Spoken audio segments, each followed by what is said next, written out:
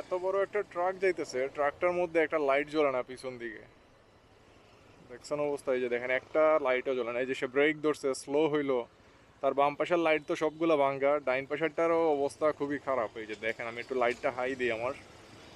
এই যে দেখেন বাম পাশের লাইট তো নাই একবারে, তার টার সিরা ওই যে দেখা যায়, আর ডাইন পাশেরটাও তার কাটা, ভাঙ্গা লাইট।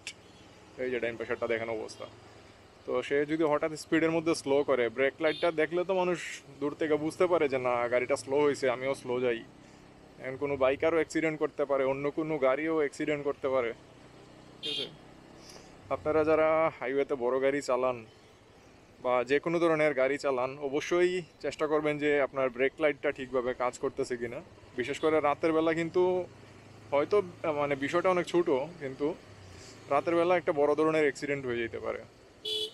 আপনার গাড়িটা স্লো করলে কিন্তু মানুষ দূর থেকে বুঝতে পারে যে আপনি স্লো হয়েছেন বা ব্রেক ধরছেন। তখন আপনার পিছনে যে আছে সে অ্যালার্ট হইতে পারে যে না, গাড়িটা স্লো আছে, সামনে আমিও স্লো হই। এখন যদি আপনার লাইটই নষ্ট থাকে, এই যে ট্রাকটার দুইটা লাইটই জ্বলতেছে না, দুইটাই নষ্ট। তো এই জন্য আমি ভিডিওটা করলাম, আমার ক্যামেরা অফ ছিল, তো ওইটা দেখার পরে আমি ভিডিওটা করলাম যে দেখি ভিডিওটা করি, সবাই অন্তত একটু অ্যালার্ট থাকতে পারবো। তো এই ধরনের দেখলে আসলে আমার মনে হয় যে এদের থেকে দূরত্ব বজায় রাখা ভালো। কারণ হঠাৎ করে দেখা গেল সে হার্ট ব্রেক করলো, কারণ কোনো লাইট জ্বলতেছে না, সে যে ব্রেক ধরছে কিনা আমি কীভাবে বুঝবো?